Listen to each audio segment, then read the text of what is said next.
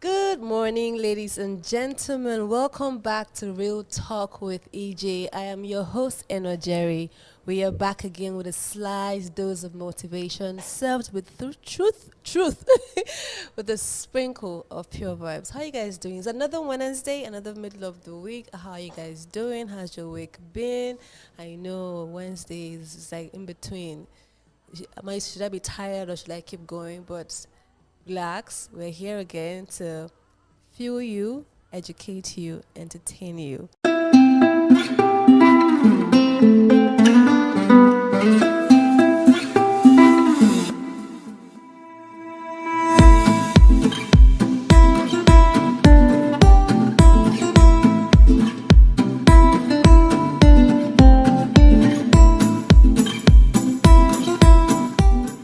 Listening to these days, because I would like to know what your playlist is, because I've been vibing to some really good tunes lately, especially this new album that came out last year, 2 years ago, People by Jonathan McReynolds.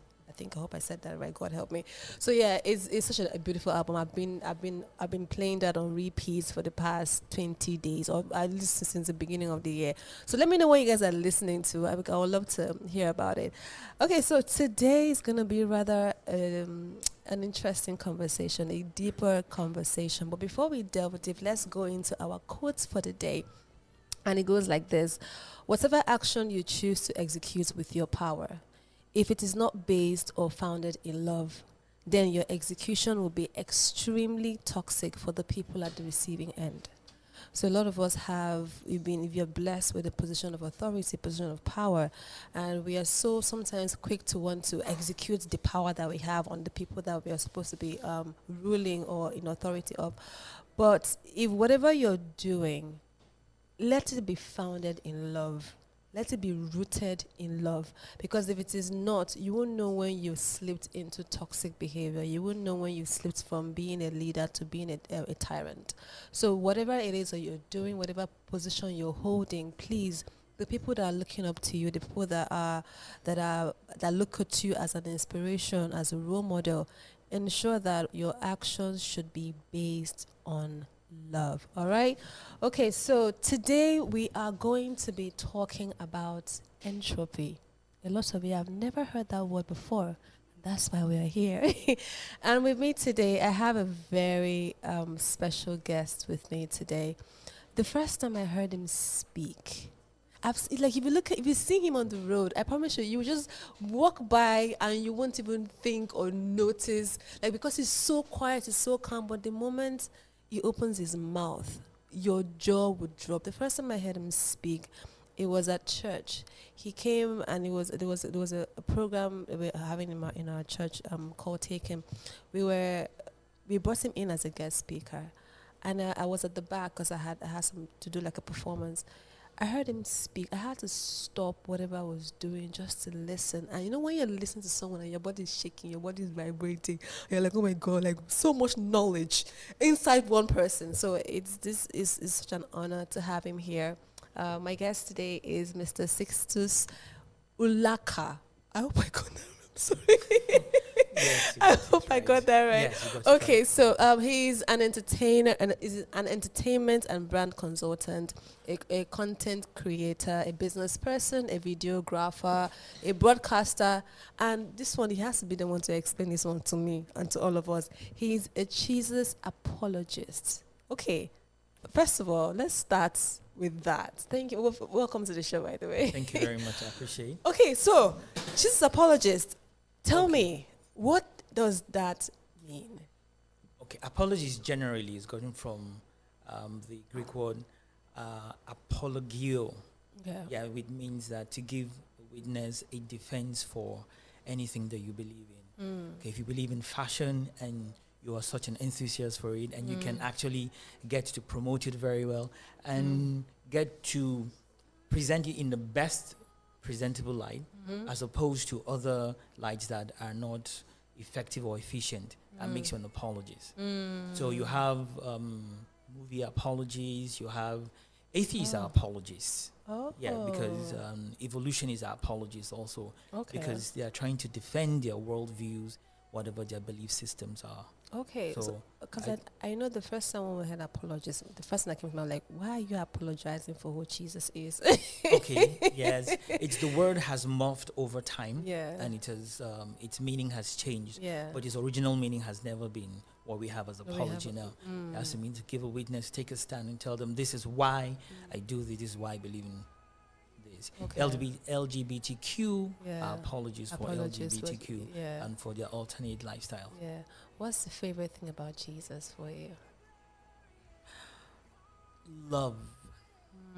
Love is awesome. Yeah. Because to abandon everything who he was, to morph and become like me, and not just like me, but to go lower than me, to die, become sin, to save me. It's crazy. It has to be love. It has to be stupid, crazy, senseless love. That's the word. Wow. Okay, so you're a multi-talented person, but of all the things that we've mentioned, which one is your favorite, and which one comes to you naturally? Okay, I'll take the Jesus apologies. Okay. Yeah, it comes to me naturally. Okay. Because you find that it ties to today. Okay. Because you look at life, there's a big question in the heart of people. I rather big questions in the hearts of people. And 4 of those fundamental questions are origin, meaning, morality, destiny. Origin, meaning, morality, destiny. Okay. It comes with, or destination rather, it comes to everybody. Where did I come from? Origin. Meaning, what's the meaning of life? Why am I here? Yeah, why am I here? Yeah. Morality, evil. Why is what's that evil? Good, what's bad? What's good, what's bad? And how do we know what's good, what's bad? Why do we do good? Why is evil? And then destination. Where do I go from here? Now, these are the top biggest questions in the heart of people. Some people may try to circumnavigate it, but they are there. So these are the things that you look at. And it's difficult. It's only in the person of Jesus that these 4 questions are answered effectively and efficiently. No other worldview. No other worldview. You don't know where you came from. Something happened. There was an accidental discharge called a Big Bang that over billions of years given to time, chance, and natural selection, we evolved and we got here. Then after here, what happens? When we get to thermal equilibrium and the world and the universe eventually dies out, where do we go? What happens? You're just kind of like entered into the topic already. So let's just delve in. Entropy. What is entropy? I know a lot of my listeners have never heard of this word. I didn't even hear of this word until sometime last year, and it struck me, and I was kind of very interested in it, because the idea of disorderliness of the world is natural to the universe, and that's basically what entropy is. When this is a state of disorderliness and a state of chaos. So that means, because I read a book called The Geek Testament by Mr. Kolawale Olatubosun, and he defined entropy in his words. He said entropy is a measure of disorderliness disorderliness of a system, the lack of order or predictability, and a gradual decline into disorder. So in the beginning, you can see, in the creation of the world, there was entropy, because the world was without form and void. So there was that chaos before chaos came when creation happened. Okay. Entropy, like you rightly stated, is chaos. But entropy is not really chaos. Because you find that what you see chaos is at the macro state. Macro state, that's at the very visible state. When you look at the micro state, entropy is just a fancy term or fancy word for internal arrangement. The very different ways in which you can arrange the micro states, the molecule, the atoms and stuff. So that's what it means. So in moving them from one position to another and trying to rearrange them, that's what is called disorder. But actually, it is trying to find positions and output that is most favorable and preferable for it, so that a macro state can be achieved. Now, if you're going to look at entropy from the scientific term should be from the Big Bang. And at the Big Bang, there was low entropy because at that point, the energy was clustered together. Then as time began to progress, high entropy came in, energy began to move out. At low entropy, life could not really be possible. It was at high entropy, so you had energy, heat was given up, and life forms could really come.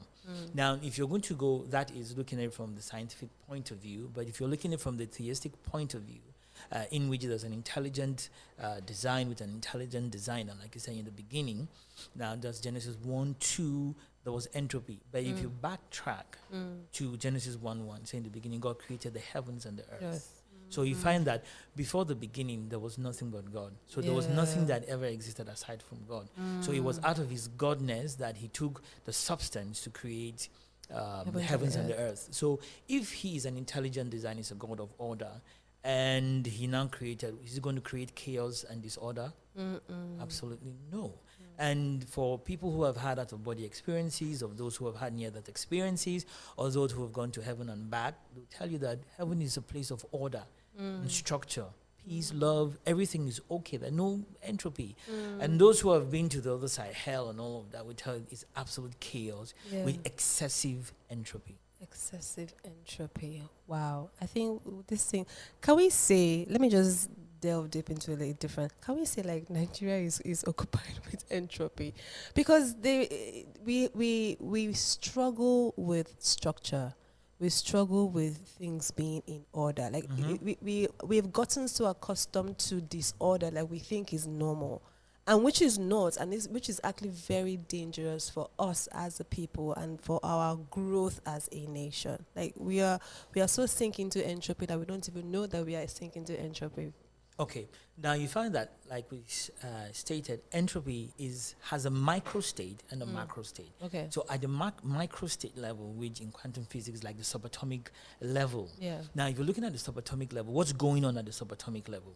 What's going on at the subatomic or micro state in Nigeria? Yeah. There's systemic chaos, and systemic chaos can be limited to what you call a system.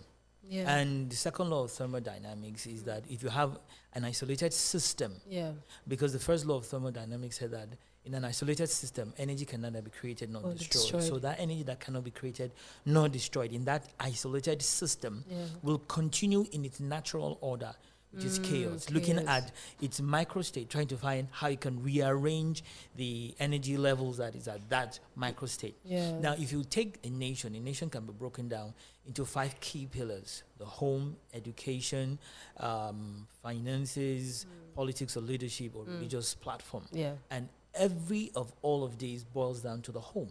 So the home becomes the micro state. At the micro state, what are you learning, or what are you teaching people there? Is there order in the micro state? Is there order in the home? Is there discipline in the home? Yes, because everybody you see on the street came from a home. Some of them have good homes, some of them have bad homes. Some of them have well-knitted homes, some of them have broken homes. But they came from somewhere. Yeah. So if the home doesn't take care of them, they push them to the street. And the street is for nobody. And that is where you have absolute chaos, and people begin to do anything. That's the learn street, they behave street, they do whatever they do. So you find that the home is broken, and the educational system is broken, the financial system is broken, the leadership structure or the political structure is broken, the religious structure is broken. If the key pillars that hold up a system or a society is broken, and then you have a leader from that broken system, what do you expect? What do you expect? Can you say that? Which one comes like, is like the chicken or the egg? Because the home can be influenced by every other thing you just mentioned. The home can be influenced by politics. The home can be influenced by religion. The home can be influenced by the society. So how you run a home has a lot of inputs. Unless you're saying one has to stand from and say, you know what, this is how I want to run my home to create a better structure. Because there are people that are the reason why they cannot raise their kids properly because of what society expects, or because of what the religion that you're worshiping expects. So like the home is influenced by this other aspects of a nation. Okay, like I said, in a micro state, the home is a micro state. Yeah, there's leadership there. Okay, political leadership or leadership there. Leadership, and there's a structure: the husband, the wife, and the kids. So there is religion there, because man knows within himself that he came from somewhere, Okay. and then he's here for a reason, morality and all of that, and he's going to go somewhere. And you try to instill that in your home. Yeah. There is education there because you teach your children, or you teach the home, or you have order, what you want them to do, the kind of information that you want to pass across. And then also there's religion. Okay, talk to religion. Then there's finances. You make money, and okay, this is how money is going to be shared and said. So the home is that micro nation. Okay, that incubator starts everything. Yes, that's the incubation center. Yeah. And then it projects it into the larger economy, the larger world, which is the macro world. Oh wow, that's interesting. So I'm gonna be stating some things, and we can either agree on this or disagree on it. So the first sentence is: success is not actively cultivated and tended. No, success that is not actively cultivated and tended will eventually fall apart, as entropy is a constant thing in the universe. Do you agree or disagree? It was the legendary Chinua Achebe who wrote that in his book, Things Fall Apart. Yeah. Now, the completion of that is things fall apart when the center cannot hold.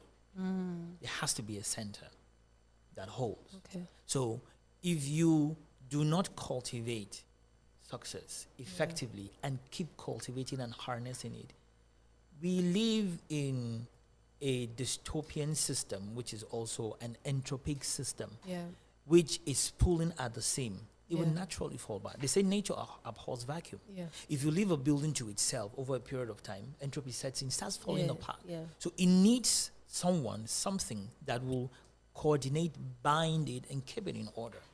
So yes, you have to keep coordinating your success. The richest man in the world today is who? I think Jeff Bezos or Elon Musk.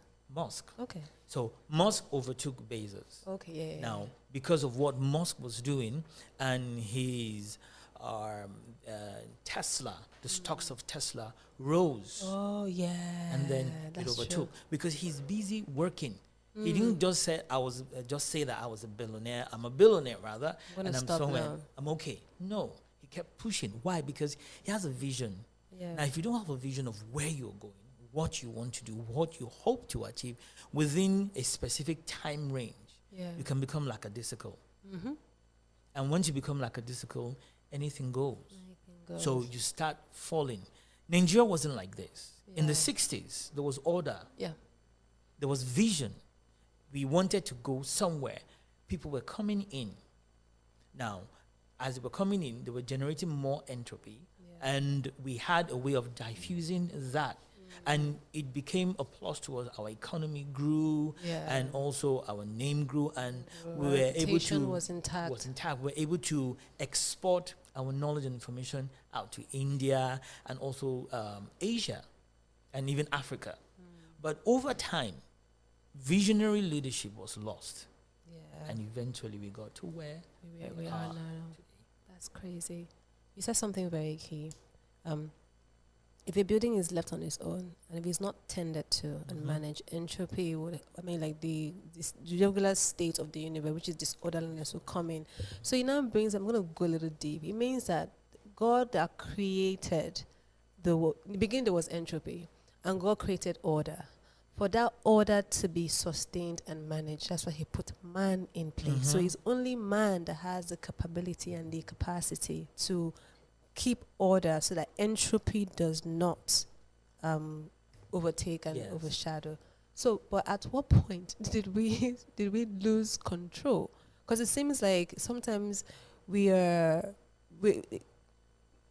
man was put things in order, why is there still so much chaos and then there's still existence of man? Okay, from the theistic point of view, that's the worldview of Christians. Now you find that Genesis 1:1.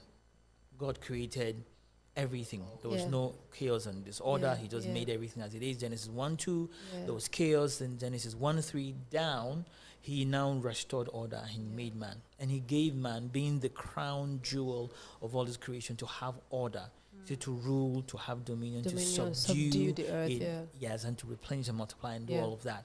Now he gave man. So man is the one who was supposed to regulate manage the world system. Yeah. Man was good, Yeah. God was good, Yeah. the environment was good. Yeah. But there was a clause. The day you do this, you disobey, this is going to happen. Yeah. So man disobeyed. He took what he was not supposed to take. Take. And by doing that, he was tempted by an entity called Satan, the devil. And then there was a change in order. It was God, it was man, it was angels. Originally it was God. Then when God made the heavens, Yeah. it was God and the angels. When God made the earth, it was God, angels, and the animals. And when man came, was God, man, the angels, and animals. Now, among the angels, there was a rebel, Satan, Lucifer, who rebelled and was kicked out. So they made it the bottom line. So it was God, man, angels, animals, and the devil. Yeah. So when he came to tempt man, and man agreed and obliged him, there was a swap. Of authority. Yes. No. So it was now God, it was now the devil, it was angels, it was The animals, and man was at the bottom. So that's why the man can be afraid of animals or some animals. Oh, wow. Because the authority has been that ripped man away. had been taken away Was from him. taken away. So man gave the authority to the enemy, and Yeah. then the enemy being bad, Yeah. naturally, he has chaos and disorder. He's an entropic being.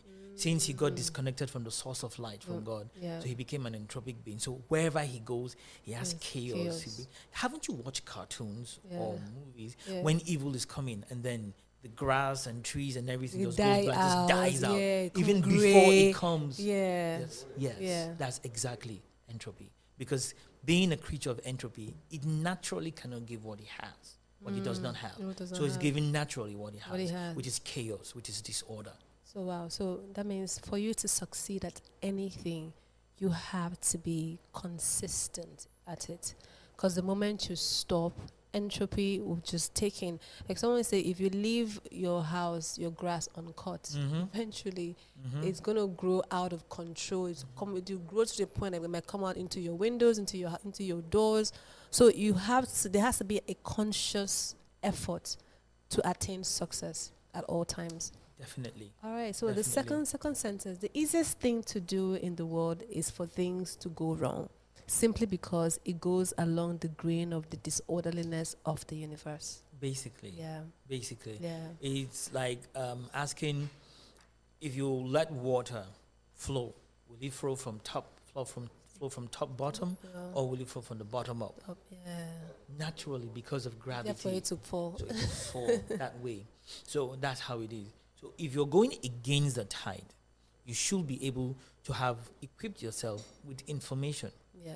Now, the third law of thermodynamics is that if you can achieve absolute zero, entropy becomes regularized. That means an absolute zero is an ideal, it's not achievable yet, cannot be achieved yet. But if you can achieve it, you can regularize entropy. Now we're here. It's acid in here. It's cold. So heat is lowered. So why? Because it's taking the heat out of here and pushing it somewhere else. So it's creating that environment that is conducive. To create order in a particular place, you need to create disorder some other place. Because if you're taking the disorder from here, you're putting It's it going somewhere. else. You have a trash can. If you clean your house, your room, you put it in the trash can. Yeah. So you're creating order here, but you're taking the disorderliness and you're putting it there. Put it somewhere else. Now, there's what is called the Maxwell demon. It's a thought experiment in physics, which means that if you have entropy and you want to reverse entropy, you need to introduce a finite being that has excessive intelligence, that knows all the possible forms, Outcomes. yes, of where all the molecules are at once, and it begins to open like you have two compartment A, B, then there is a door. So it will now take all the fast-moving elements or atoms and put them in one compartment, and all the slow elements, atoms rather, in one compartment. So the molecules of atoms that are high have been regulated in one particular compartment, and those ones are in another compartment. So you have reverse entropy because you've taken what was high and heat and you put it somewhere else. Somewhere So, but you need to introduce that particular being. And it's very simple, because the book of Daniel stated that when Shadrach, Meshach, and Abednego were introduced into the burning flame fire, where there was entropy, there was a fourth man that brought order. So that thought experience that they were thinking, because it took over 100 of years when Maxwell brought that thought experiment, and then people debated over it for them to eventually accept it. So that means that if you really want to achieve absolute true success, you need information, knowledge that is higher than the level that you are. The knowledge that created the chaos and the entropy cannot be sufficient to reverse the entropy. So it has to go higher. That's deep. The easiest thing to happen to anyone is for things to go wrong. That's the easiest. When I was one of those people that be like, why are things going so bad? Until when I read this quote and I read this book, I realized, the easiest thing to happen is for things to go wrong. If things go wrong, it is natural for things to go wrong. It is actually unnatural for things to go right. Because like you said, you're going to be pushing against the tide. So that means if you are striving towards success, there's everything that is pushing you back. So if you do not stay and keep pushing and equip yourself with knowledge and strength and understanding, that tide is eventually going to overshadow you and you're going to fall. So you can't complain things are going bad, then you just sit back and fold your arms and waiting for magic to happen. No, the only magic that can happen is when you get up, acquire knowledge, and push back. That's the only way to get success. That's interesting. So the third sentence here is, bringing order and improvement to a system is a continuous active process to ensure the gain is sustained. Definitely. Yeah. Energy has to be sustained for you to continually have entropy. There's what is called thermal equilibrium, where it is believed that now the three laws of thermal dynamics, there's a fourth law, which is actually called the zeroth law, which was recently discovered, or they came to agreement on it upon it, is that if body A is in thermal harmony with body B, and then body B is in thermal harmony with body C, it automatically means that A, B, and C are in thermal equilibrium or thermal balance or thermal harmony. Oh, wow. Yes. Now, if you get a thermal equilibrium or thermal balance, a heat balance, it means that the heat from this system, from the higher perspective to a lower perspective, transfer this heat, and then the heat from here and here have been balanced out. So that no longer transferring heat is an equilibrium, is a state of balance. Now, based on the heat that is being generated, a phenomenon called the arrow of time is created, which means that it flows in one direction. That is why you give birth to a child, the child begins to grow, the child grows, becomes matured. From getting matured, they enter the senior years, from the senior years, and eventually people age and they die. Follow the arrow of time. Now, for you to, because that's the natural order, for you to be able to go against that, you need a lot of information, and information that can enable you to fight the system, to stand against the system politically, economically, educationally, socially, and personally. Habits that you don't like. You need to get relevant information. All informations are not relevant. So you need to get the relevant information that is required for you to bring about the relevant specific change that you need. So you need to go against that. And that information now will come from you exerting energy, spending your time, buying books, watching YouTube videos, or engaging with people. The best way to learn knowledge is by interaction. The worst thing that's happened to human beings, the worst punishment you can give human beings is isolation. When you isolate people, they die. When you isolate a thing, it dies. So you find that when people come together, they share knowledge, they grow. You learn faster than just watching a YouTube video because you can ask questions and you can get instant feedback. So you need to get the information, relevant information, to enable you rise against the systemic tide of entropy that pulls you down or tries to weigh you down. You need to get that, or else you'll be stuck. That's interesting. God wasn't stupid when he said it is not good for man to be alone. Absolutely. And so it's that statement or that sentence is deep in so many ways. So because you can't, like you said, you can't learn in isolation. That's why we have classrooms, because what I have is like we are all interconnected as human beings. Because I don't possess everything, neither do you, but together we can create something new that does not exist, that I couldn't possibly create on my own. Tower of Babel was only possible because people decided to come together. One man could not create Tower of Babel in isolation, so that's why we came. So there's power in unity. There's power in network. There's power in togetherness. So with the thing that's been happening lately, where isolation, COVID-19, stay away. It is the quickest way to eliminate mankind by telling them be isolated. So putting this fear of, if I go close to you, I will die.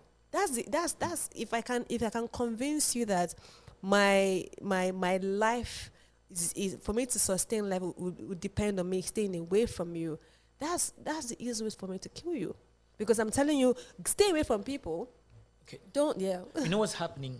Because at the micro state, in your brain, in your mind, you're already programming death if I go near you. Yeah. So once I go near you, the neurotransmitters from my brain begin to transmit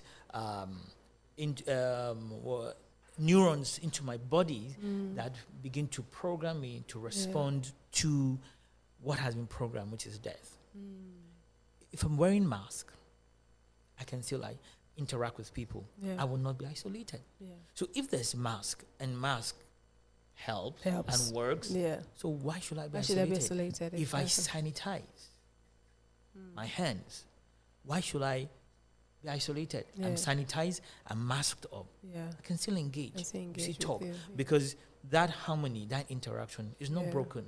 But by the time you break people, you incarcerate people who are incarcerated, when they come out, they don't get better. They're broken. Especially if you're in solitary confinement or isolation. You get broken. Two things happen to people in solitary isolation. They either go crazy or they find God. Wow. Yes, any kind of God. But they either go crazy or they find God. Because they need something there that can keep them company, that can give them good company. So they either start talking to themselves until they go local or they discover a higher being. So that's what happened. So if I'm all masked up and I'm sanitized, I can still interact. I should still interact. So that the knowledge and the life that comes, the energy that comes from us keeps going on. The energy and the frequency that comes from the heart extends up to 6 to 10 feet as it has been measured. Oh, wow. Yes. So the heart energy, the pulse that comes from the heart extends up to 6 to 8 feet. Wow. Wide. So you see, when I get to you, I'm not just meeting you as a person. I'm meeting the energy, the aura that comes around you. So that explains when you're in the room by yourself and somebody walks in, you feel it. Definitely. There's like, it feels like so. But when you're walking and someone is looking at you, like I can feel someone looking at me. I think the hair on your nape. They start to stand up because that energy is coming. That's interesting. Wow. So we're going to go on a quick break, and when we'll come back, we'll just kind of like round off this conversation on entropy. So we'll be right back. Stick around. Do not always go with your urges, and especially those of us that operate on social media, the urge to clap back, the urge to slap back, like the urge to just, I give it to you, you give it to me. It doesn't promote anything positive. So gain control over your urges, because if you don't, it becomes load over you. All right, welcome back to Real Talk with AJ. I am your host, Jerry, and today we are talking about entropy, the disorderliness of a system. Entropy is real. Disorder is real, is natural. And it takes, on our own, I can say that we can't overpower entropy by ourselves, because a lot of us believe in, I have the ability, I have the capacity, I am strong, I am intelligent, I can fight this. But I've come to realize that that intelligence that you have is in the same level with the level of entropy that exists. That the only way for you to go beyond is the entity of God. You can't acquire that extra thing on your own by yourself without having an entity that is higher than you pull you up. Because if you're here and entropy is here, you're going to be at logheads, and you will continue to be at the same stage doing the same thing over and over again without any kind of result. So you feel like I'm always fighting against the world is against me. My village people are after me. Oh my God, my great grandmother sold my destiny. Like, no, you are in constant loggerheads with entropy. So for you to move ahead, you need to have an entity bigger and higher than you to pull you out of it, so to give you that extra knowledge to be able to fight whatever is down here. What would you like to say to people? Okay, there's the Hegelian dialect from the, I think, German philosopher called Hegel. Yeah. And not exactly in his words, I think it was the Fichtean philosopher who coined it to mean that there is thesis, antithesis, and then synthesis. Okay, explain. There's problem, there's reaction, and there's Solutions. Okay. There's systemic and generic entropy. There's personal entropy. Everybody has a personal entropy. Internal chaos. Yes, internal chaos, and then also a systemic surrounding chaos that is unique to them, to their homes, to their families, and individually unique to them. Wow. So whereas you live in, like when Nigeria here, there's economical and political entropy going on. Yeah. Me as an individual, I have my own personal entropy, like my own personal demons. Yeah. Now, that entropy is a problem. That is the thesis. Everybody has a reaction that they can react to it. That is the antithesis. Yeah. Now, if you react, it's a reaction. If you don't react, it's a reaction. If you react positively, it's a reaction. If you react negatively, it is a reaction. Then the right amount of reaction that is required will bring about a synthesis, the solution that is needed. Now, we are all pulled down by entropy called gravity. Now, to break free from gravity, you need to introduce the lift dimension, the ability to rise. Yeah. That's where the planes came in, the aerodynamics that you can sustain. But aside from that, there's even a higher one, which is the escape velocity that rockets use. They don't just lift, but they leave the system entirely. That's the kind of knowledge that you need. Now, you talked about a supreme being giving information and giving knowledge. The supreme being is very merciful and kind because it causes his rain to fall on the good and the bad, and the sun to fall on the good and the bad. So you don't have to, in quote, belong to a particular belief system or a worldview, believe in this particular, my God, your God, and all of that. But the Creator generously gives to everybody. That's why you can come to that aha moment. Like Archimedes came to and said, Eureka, I found it. So everybody comes to that moment like, Eureka, I found it. So the Supreme Being gives to everybody. So when you come to that Eureka moment, you can now use what you found out to enable you to break free from entropy or your escape velocity, where you can get to a point where you are above entropy until you meet the next level of entropy. Wow. Mr. Sixtus, I can say this 1,000 times. I'm blessed So am I. having you here. Guys, he's going to come back. People be seeing a lot of him because he has so much knowledge, so much to give, so much to offer. Today was just about entropy and thermodynamics. We're going to go delve into other topics, and I would love to have him come back and talk to us more about, these other topics. Mr. Sixtus, thank you so much. Thank you for taking out the time. I've learned, you can understand, I'm going to go back and watch this and just take notes. Oh, you're making me blush. You should. All right, guys, ladies and gentlemen, this is Real Talk with EJ. I am your host, Eno Jerry, and I will see you next time. Have a lovely day.